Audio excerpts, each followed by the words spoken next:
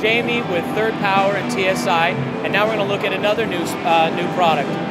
Over here we have the SV3015 stereo valve power amp.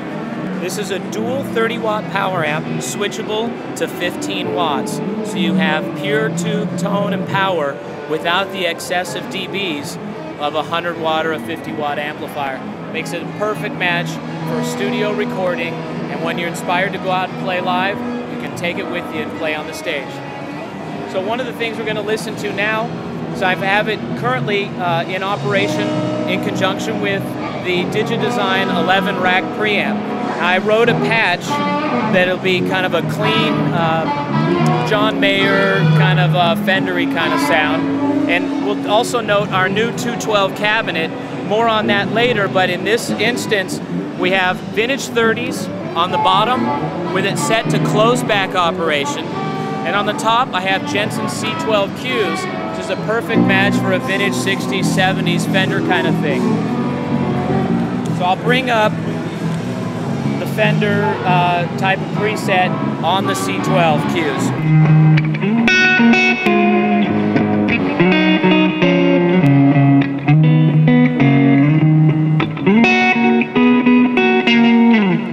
Now if I bring in the vintage 30 box, we have a great hybrid sound.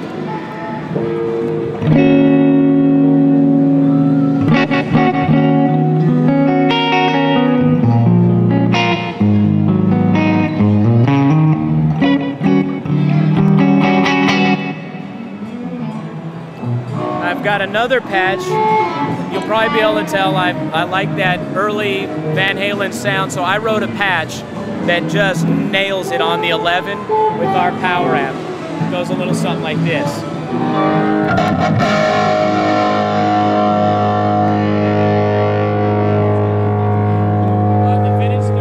The vintage 30s in this cab close back for the Van Halen sound.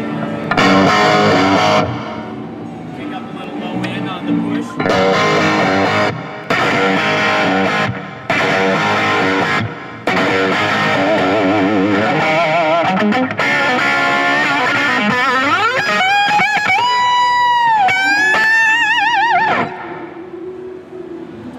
Bring up a little vintage C12.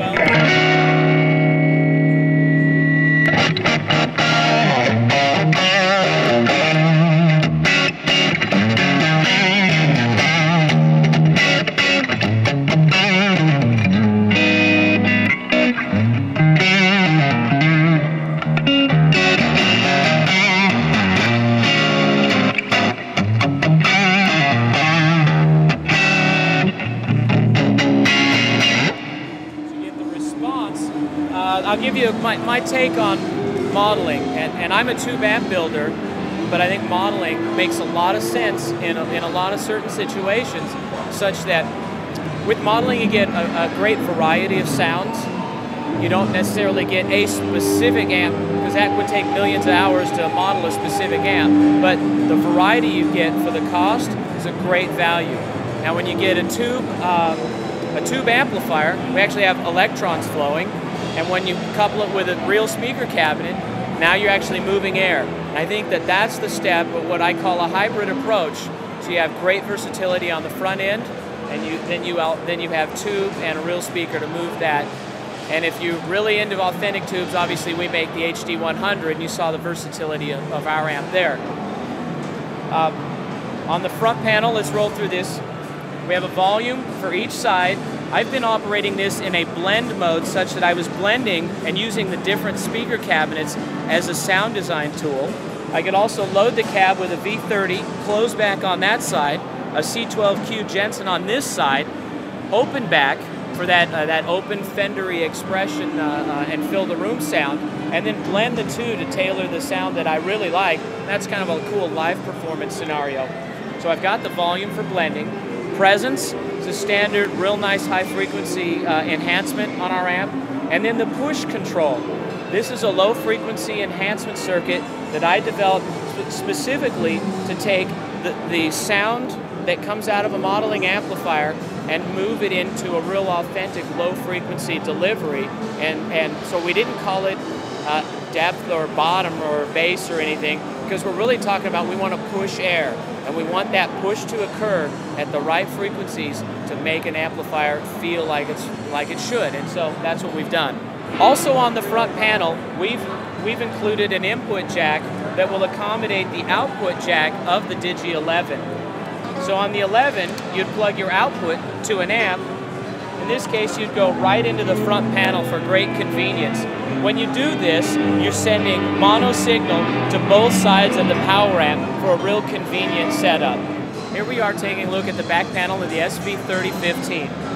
Each output section of the amplifier can accommodate 30 watts or a flip of a switch to 15 watts, 16 ohm cabinets or 8 ohm cabinets, and then in phase or 180 degrees out of phase. The phase switch for me was a necessary inclusion in this amplifier design, specifically for a hybrid situation such that you're running a modeling preamp and you want to at the same time run a traditional amplifier in tandem. Different amplifiers have different phase responses, and by including this switch, you can be confident that no matter what you do, run a complete in-the-box rig where you're fine, but you want to run something outside of the box where you're here plus a conventional amplifier.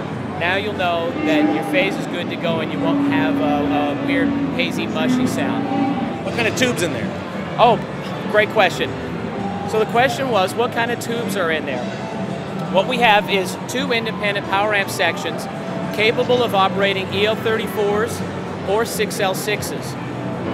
The really great thing is that you can mix and match. So the amp could operate as a traditional stereo EL34s, stereo 6L6, or EL34 6L6 combo. That would really authenticate that scenario where I mentioned run something vintage Fender-y like a Jensen C12Q and a Celestion Vintage 30. Well, you'd run EL34s for the Celestion side, and you'd run 6L6s on that vintage Fender-y side. Coming soon will be special patches that I'll write for modeling preamps. In this case, we'll start with the first round will be 411 that I will feel that would execute authentic amplifier performance going from the 11 into our power amp and into a traditional cab along the lines of our own Switchback 212.